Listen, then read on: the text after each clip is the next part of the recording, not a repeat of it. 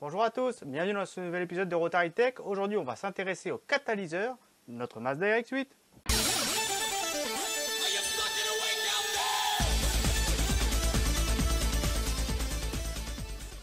Le moteur de la Mazda RX-8, le Renesis, ça n'a pas changé, est un moteur qui produit des gaz d'échappement très chauds. Les températures sont très élevées, généralement entre 900 et 1000 degrés, et donc le catalyseur est mis à rude épreuve. En plus de cela, comparé à un catalyseur sur un moteur standard, il se retrouve à brûler tout au long de sa vie de l'essence, de l'air, forcément le mélange air-essence, mais aussi de l'huile, fournie par la MOP ou le prémix qu'on met dedans.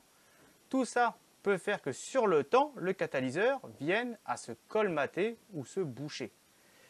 C'est un problème récurrent qui est connu généralement sur la Mazda RX-8. Alors c'est un problème qui peut être aggravé par différents facteurs, il faut le savoir. Comme le plus classique, c'est un allumage dans le sac. Un allumage dans le sac donne bien souvent un mélange mal brûlé, donc encore beaucoup plus de dépôts que prévu. Tout ça, ça va dans le catalyseur et petit à petit, ça vient à le boucher jusqu'à temps que le moteur n'arrive plus à sortir ses gaz d'échappement et on peut carrément arriver à flinguer le moteur. Alors attention, on peut boucher le catalyseur mais sans avoir un allumage forcément défectueux. Il faut savoir que comme je vous disais en début de vidéo, le catalyseur est mis à très rude épreuve, même en temps normal. Généralement aux alentours de 100 000 km, il est plutôt proche vraiment de la fin que du début. Vous allez me dire 100 000 c'est comme le rebuild, mais oui, on tombe à peu près dans la même plage. Généralement vers 100 000, il est vraiment temps de jeter un œil. Je vous conseillerais même de commencer à jeter un petit coup d'œil sur le catalyseur. On va en regarder un, j'en ai un sur la table. Mais dès 80 000 km, commencez un petit peu à s'intéresser si vous avez un doute ou si vous n'avez jamais été en dessous, voir l'état qu'il est. Parce que vraiment, c'est un point névralgique de la voiture et du moteur qui peut avoir des grandes conséquences désastreuses, surtout pour la voiture. Donc voilà, à savoir que forcément, ça peut ne pas être que l'allumage qui le broie, hein, mais on va y revenir. Je vais vous montrer un catalyseur sur la table et puis ce qu'il faut regarder. Donc voilà le catalyseur d'origine de la Mazda RX-8. Ça, c'est celui qui était monté sur la R3 que vous avez vu sur la chaîne. Catalyseur qui a environ 90 000, 92 000 km.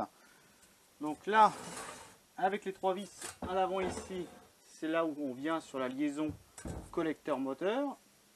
À l'intérieur ici, vous avez donc la partie cartouche catalyseur. C'est là-dedans qu'est vraiment le système du catalyseur. On va retrouver exactement la sonde qui vient vérifier le bon fonctionnement du catalyseur, ici. Ensuite, on retrouve une sourdine pour le bruit. Et après, la liaison derrière, la liaison arrière ici, où vous avez pour le 4-back et tout ce qui va derrière, le silencieux. La partie qui nous intéresse aujourd'hui à vérifier, c'est bon d'abord déjà d'un aspect général, hein, ça peut paraître toujours pour certains un peu idiot, mais on voit forcément s'il y a une grosse bosse sur le catalyseur, s'il y a vraiment une grosse trace de chauffe. Il y en a certains qui ont tellement chauffé que j'ai déjà vu toute la partie isolante autour là, isolante vraiment thermique qui commence à se désagréger ou qui a fondu carrément. Donc déjà on voit que ce n'est pas le cas, hein, on voit que les pas de vis sont toujours là pour la protection de la sonde, que le contour extérieur présente bien, donc déjà globalement c'est plutôt bon signe. Et ensuite ce qui nous intéresse vraiment, c'est à l'intérieur justement ici, je vais essayer de vous montrer mais il est long, voilà, c'est le nid d'abeille à l'intérieur. Alors je ne sais pas si vous le voyez bien, on va prendre une petite lampe, allez ce que je fais pour vous. Voilà, et on regarde à l'intérieur, il y a un nid d'abeille on appelle ça. En fait tout ça ce sont les cellules du catalyseur qui vont venir filtrer les gaz d'échappement. Un des symptômes les plus classiques du catalyseur qui est en train de se boucher, c'est un véhicule qui commence à manquer de performance. On a l'impression que la voiture, on accélère, mais elle s'étouffe. On accélère, on lui en demande, mais ça n'arrive pas à sortir, voilà. Et on a pour autant, on n'a pas encore de témoin moteur qui nous signale, par exemple, un code de solénoïde HS ou autre chose. Les cellules du catalyseur doivent être toutes uniformes. Vous ne devez pas avoir de zone où vous voyez une tache plus sombre qu'une autre, claire ou autre. Vous ne devez pas non plus trouver sur des zones du nid d'abeille des parties colmatées, un petit peu bouchées, d'autres propres, etc. Si vous voyez ça, c'est que le catalyseur commence à se boucher, donc il peut être déjà mort. Là, donc celui-là, il faut éviter de le remonter. Ça doit être comme ceux que je viens de vous montrer, vraiment propre, tout uniforme, un nid d'abeille en bon état, en un seul bloc. Si vous voyez pareil des fissures, à éviter, poubelle. Il va se casser en morceaux, il va finir en morceaux dans le silencieux arrière ou vraiment dans le 4-back de la voiture. Donc ça c'est un next à oublier. Donc vraiment c'est un élément important.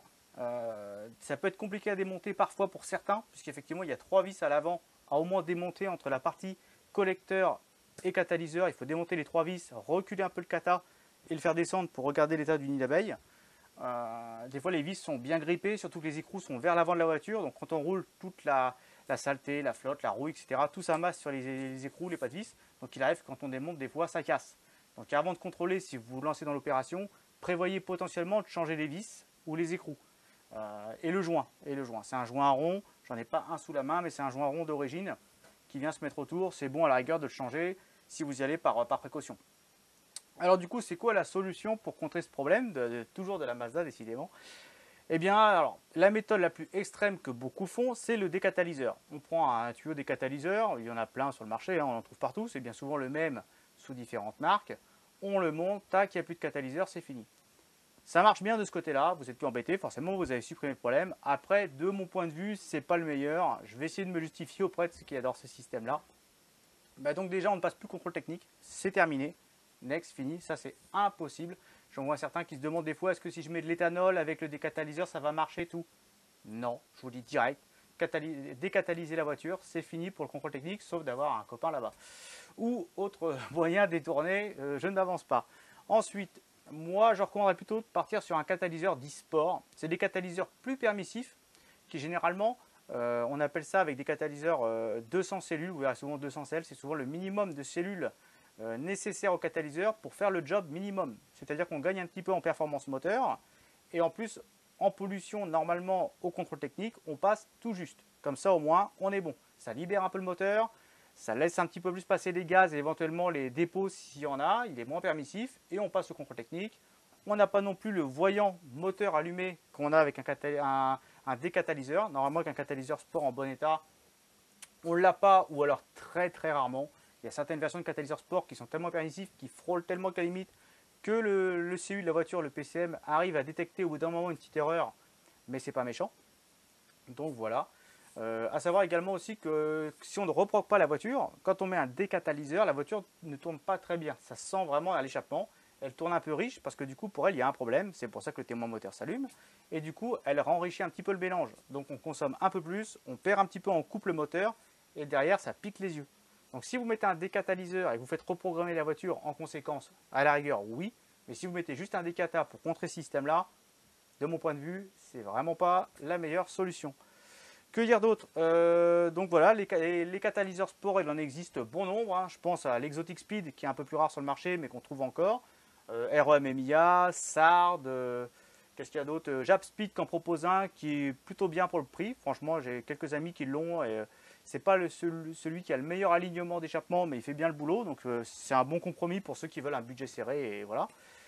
Attention, il y a un catalyseur sport sur le marché, notamment qui est en vente chez W Autosport, qui s'appelle le catalyseur sport Racing Beat. A savoir, je tiens à le préciser, ce n'est pas Racing Beat qui propose ce catalyseur. Attention, c'est un catalyseur, c'est un décatalyseur Racing Beat modifié par le revendeur officiel Racing Beat en Angleterre. Je m'explique, il achète à Racing Beat un décatalyseur qui vient tronçonner et souder dessus une cartouche Magnaflow 200 cl. Donc ce n'est pas la maison mère Racing Beat États-Unis qui propose ce produit, hein, qu'on soit bien d'accord. Si vous allez sur le site américain, vous ne trouverez pas du tout ce produit. C'est pour ça que je sais malheureusement qu'il y a eu quelques soucis chez certains. On peut incriminer la marque ou pas éventuellement, parce que de toute façon son nom est diffusé. Mais voilà, sachez que ce n'est pas un produit purement Racing Beat. C'est franchement une marque pour moi qui est vraiment exemplaire dans le monde du rotatif. Toutes leurs pièces que j'ai pu voir sont toujours hyper bien finies, hyper propres, efficaces, enfin voilà. Donc, je tenais à apporter la petite précision sur cette vidéo concernant le catalyseur. Moi, à titre perso, derrière, j'ai un catalyseur sport REM MIA sur la mienne. Bon, je vous dis tout de suite, c'est un catalyseur qui vaut une blinde neuf. Hein, je crois que de mémoire, même au Japon, il les a autour de 1500 €. Je vous conseille vraiment de le contrôler. Entre 80 et 100 000 km, jetez-y un œil si vous ne savez pas ce qui a été mis en dessous ou si c'est encore celui d'origine. C'est vraiment important, voilà, c'est vraiment l'occasion de le contrôler, de le vérifier, voir l'état du nid d'abeille. Donc comme vous disiez, hein, il doit être très propre, uniforme, bien clair, pas de fissures, pas de zone bouchée, pas de zone sombre, rien, ça doit être vraiment uniforme partout. Une petite chose comme ça en dernier, si j'y repense avant la fin de la vidéo, si vous avez une Mazda RX-8 en vue quelque part, etc., de l'acheter, etc., ou même la vôtre, un moyen simple pour savoir si le catalyseur a déjà bien chauffé sur la voiture, vous reculez à fond le siège passager pour une conduite à gauche, hein, je parle, vous le reculez vraiment et vous regardez l'état de la moquette en dessous. Parce qu'il arrive bien souvent que le catalyseur arrive tellement à chauffer sous la voiture que ça a fait brûler la moquette à l'intérieur. et même les plastiques en bas des cages fixes des sièges. Donc c'est un petit indice des fois quand vous achetez une RX-8, manquez pas de reculer le siège pour regarder un petit peu l'état de la moquette sous le siège passager. Ça peut être soit un début de catalyseur qui est en train de se boucher et personne n'a fait attention, ou alors que c'est déjà arrivé et que du coup la voiture a failli prendre feu. Voilà ce que je pouvais vous dire sur le catalyseur de la Mazda RX-8. Comme d'hab, j'espère que la vidéo vous a plu. N'hésitez pas à mettre un petit pouce bleu et à la partager sur les sites Rotary si ça vous plaît. Je vous dis à bientôt pour un prochain épisode de Rotary Tech. Ciao!